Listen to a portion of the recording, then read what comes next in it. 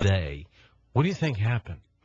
Well, to cut a long story short and recap a little of what we've been over in the previous segments, I think our ancestors discovered altered states of consciousness, and I think they initially discovered these altered states through their encounters with certain plants that they perhaps sampled as food items, such as psilocybin mushrooms, which then completely changed their state of consciousness and put them into direct contact with what they experienced as supernatural beings, with teachings for them from another realm. And I think it was those teachings, and that's why my book, the main title is Supernatural, but the subtitle is Meetings with the Ancient Teachers of Mankind. I believe that these encounters with these very probably transdimensional beings, or alternatively with a mysterious teaching program recorded on our DNA, were what actually made us human. And the trick is, we have to be in altered states of consciousness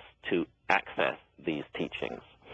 We cannot access them in the normal, alert, competitive, problem-solving state of mind that is so encouraged and praised in modern society today. That state of mind is very important, and it's part of our duty as human beings to be connected, really connected to the material world. But we shouldn't lose sight of the spiritual part of ourselves, which may be the greater and the bigger part of ourselves, and which the historical record shows was fundamental in making us human. We shouldn't lose sight of that, and of the fact that our evolution has equipped us with a means to make contact with those realms in altered states of consciousness outside of the everyday life. David writes us from Ontario, Canada, Thunder Bay, Ontario in Canada. He said, do the shamans repeat any warnings for end times? And yes. Yeah, tell me about that. Absolutely. I have spoken to so many shamans who feel that we are at a crossroads, that some great change, some tremendous change is coming, is looming up on our horizon. And let's not forget that the ancient Maya of Central America were fundamentally a shamanistic culture. They too made paintings of spirit beings inside caves. They too cultivated altered states of consciousness. In fact, the use of hallucinogenic plants was astonishingly widespread across Central America, and particularly cultivated by the Maya. And it's the Maya, in their amazing calendar, who come up with this specific warning of an end of the world, effectively.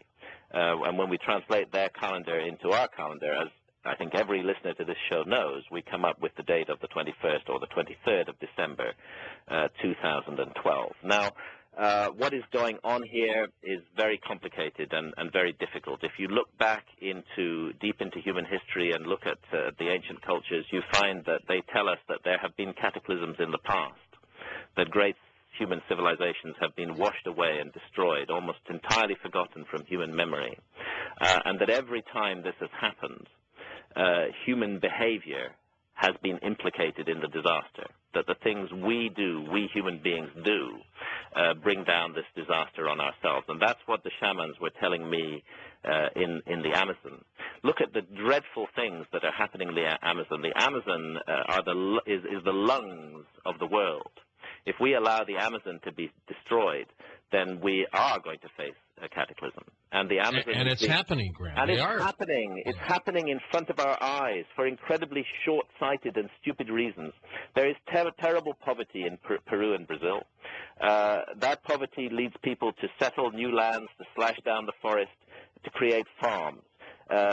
Migrant laborers are being employed by huge international enterprises on soya bean farms. Can you imagine? They're cutting down the old growth forest of the Amazon and replacing it with soya bean farms.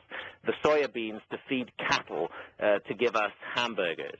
And after 10 years, those farms are useless because the soil only supports rainforest. It was never intended to grow soya beans. What an incredible mistake we are making. If the root cause of this problem is poverty, then let us solve that problem. The entire problem of the Amazon could be solved with just 6 months spending in Iraq. We could have the Amazon secure forever with just 6 months spending in Iraq. All that's really needed is to pay the people of the Amazon to look after it, to protect this precious treasure for the world. But instead, because of short-sighted, ignorant, greedy thinking, we are allowing this incredible resource to be destroyed. We are literally burning the lifeboat in which we all live. It's madness, absolute madness. Kaylin from Garden Grove, California writes, have you, Mr. Graham, encountered any reports of ET telepathic contact during any kind of events? Not only have I encountered such reports, but I've had such experiences directly myself under the influence of ayahuasca.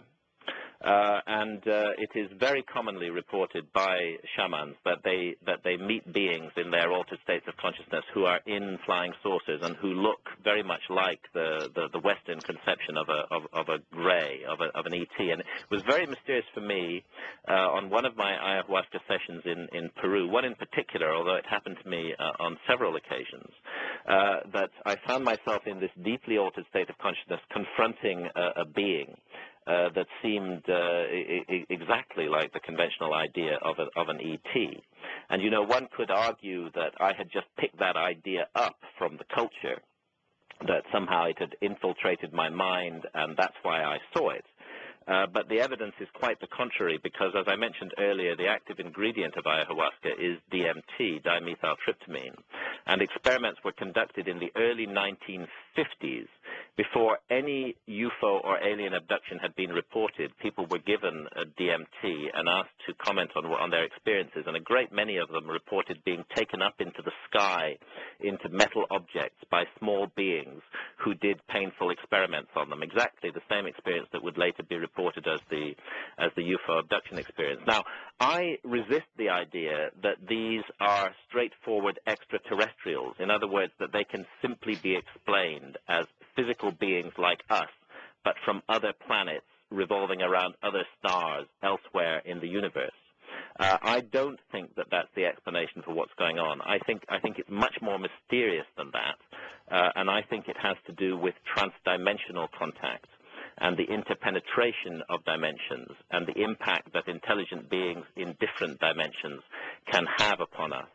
And I do feel, and I present evidence for this, that there has been 35,000 years of contact with these other dimensions, and that it has played a fundamental part in making human beings what we are today, and that if we want to get to grips with this mystery and really want to get to grips with the ET mystery, as it's called today, and with all paranormal and supernatural occurrences, we have to deal with consciousness. We have to understand that consciousness is the medium through which we contact these things, and that human consciousness is infinitely variable, and that the receiver wavelength of the brain can be retuned, as shamans do in their daily lives using plant hallucinogens, and that this is the way for a systematic inquiry into the mystery, rather than all of us just running around like headless chickens looking for some kind of instrument that's going to measure this. We have the instrument already.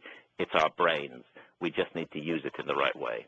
All right, to the phones we go, east of the Rockies. You're on Coast to Coast with Graham Hancock. Hi there. Hi, I'm Jerry from Baltimore, Maryland. Hello, Jerry. Thanks. Hi, Jerry. Also, hi. Also, 20 years, by the way, in St. Louis, your hometown. I listen every night, and I hear these people talking about, well, most of the time when they're sleeping in bed and they see people, and it dawned upon me, I've got narcolepsy. And a lot of the symptoms that they talk about, I have, but mine is due to narcolepsy. Now, I thought they might have narcolepsy and don't know it. Yes, narcolepsy is another form of altered state of consciousness. It is retuning the receiver wavelength of your brain and allowing in experiences that are normally kept out by our brains. Of course, in narcolepsy, the people just seem to fall asleep sitting at desks, no matter where. They just fade off into the sunset. And therefore lose their connection with this daily physical life, but may gain a connection with other realms of existence in that state. Paul from Wichita wants to know, fast blast, if you build up a resistance to ayahuasca so you don't have those horrible symptoms you just mentioned. Yes. Shamans who drink ayahuasca twice a week gradually master